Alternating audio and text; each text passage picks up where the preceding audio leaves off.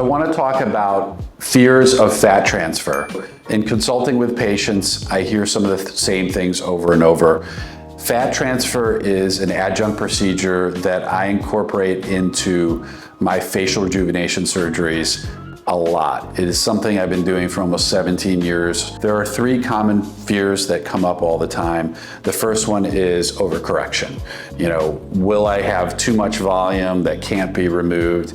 This is something I just don't see in practice. I tend to overcorrect a little bit. I know that's controversial out there, but I've been doing this for many years, thousands of procedures. I like to overcorrect about 10 to 20%, knowing that some of that fat will go away. Patients tend to be appropriately volumized, and I've even had patients over the years that tend to gain a little bit of weight that don't tend to balloon out in the face. The second fear is lumps, bumps, nodules. So that is something that historically fat transfer could lead to. The way that fat transfer has evolved in general, and specifically in my practice, is that we now tend to do more nano and micro fat grafting. When we process the fat to more small particle fat, there's less of a chance of having that happen.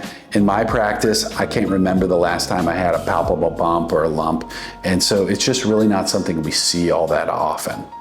The third concern that I hear is undertreatment, and this is valid because not all the fat that we inject will go on to develop a blood supply and will produce long-lasting results. I see a lot of predictability in the upper part of the face. So for example, the tear trough, the cheek, the temple. That fat that's grafted tends to behave very well, last a long time.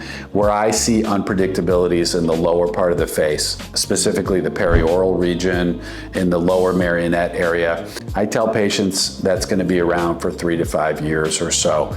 The fat that we transfer is permanent. It becomes part of the natural fat in your face. But what I tell patients is that fat will typically go away, just like your natural normal fat will with the aging process. It's a nice way to use our body's own tissue to not only revolumize, but also, as we've talked about before, provide nice stem cell enrichment to the natural environment and improve things like collagen formation and skin quality and tone.